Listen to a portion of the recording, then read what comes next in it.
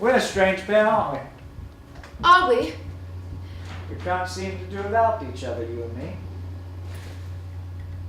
Yes. We shall have to publish jointly, you know. And then there's the speeches to the Royal Society. I mean, I'll need you to open the doors. Right. For a moment I'd forgotten what the priorities were, darling. What? The Society received a request from me to present an address. You know, they wouldn't even bother to send a formal denial. Of course. A woman, it's simply not done. So once more, Mr. William Scoresby Routtledge has got to open the doors and provide the excuses that will satisfy all parties. Is that asking so very much? Christ almighty, Catherine, listen to yourself. What? Nothing. It's absurd, really. For a moment, I actually thought you might have felt something for me. Listen, Scoresby... No, you listen. Don't you think everyone knows the work is yours? The talks, the articles, the papers, even the damn advert book. Don't you think they know that? Of course, it's humiliating. It's goddamn humiliating for me, Katherine. Did you never stop to think about that for even a moment? They're tied to you, tied to your money, tied to your reputation, the fiction that it's our reputation. I took the goddamned Erickson Prize for practical surgery when I was 30 years old. I was going to rewrite the history of medical science. The entire field was waiting to see what I would do next. And I married you.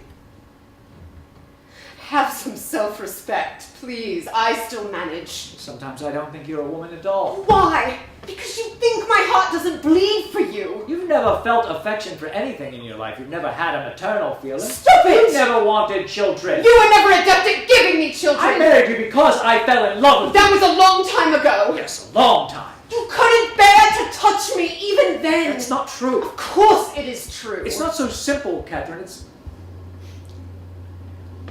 We're so goddamn smart, you and me, but we don't know a thing about life, about living people, all this privilege and property. Put us in the ground and let us rot for 3,000 years. We'd have a better chance of understanding one another. Did you hear that? The Bancadano, she'll want to depart soon before the weather No, turns. something else. What? I don't know. Gunfire, something, artillery. It's in your head. Stop thinking about the war. It won't be over by Christmas. Stop it. Not this Christmas, anyway. How do you know out here in the middle of nowhere? The light voices are silent. Father hasn't spoken to me in weeks and weeks. Dark voices, though. We should heave them into the ocean. The stones in the kava. They don't belong to anyone. Simple charms to forestall the end, but there's always an end, isn't there? Except for you and me, Katherine. What do you mean? I need your money. You need our marriage. We're more than husband and wife, you and I. We're a going concern. Two cannibals, like you said. You have to laugh at it. Suppose we're not the only ones. Well, I'm off to Jamaica then. Don't you worry. I probably won't make it through cockpit country at all. Every hill and creek and lake and goddamn flower all have been named by somebody else. Let's just pretend like when we were children. I'll make a fool of myself. And then I'll return to Eva's cottage and I'll pretend some more. You've always excelled at pretending. What will it be this time? That you're still in love with me that you were when we were married? No. What then? I'll pretend that you're not some kind of cancer.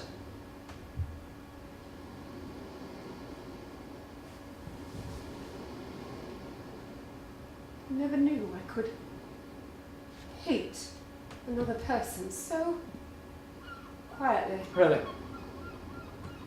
So quietly I didn't even know it was hate at first. These past few months I would sit at the cove, down at the terraces, and I would list all the things I hated. Quietly. Like a poem. Like Tennyson, you mean? And may there be no moaning of the bar when I set out to sea. Your eyes, your smell in the morning, the way you eat your food, the way you looked at my face and touched my hair after we made love as if you thought there was something other than contempt inside of me. I went to the garden of love, saw what I never had seen. A chapel was built in the midst, where I used to play on the green. Sorry, I thought we were reciting poetry. I heard you doing Tennyson. Very nice. I see. I also know a series of limericks about a zebra and a pair of naughty young ladies from Devon. Probably not the time.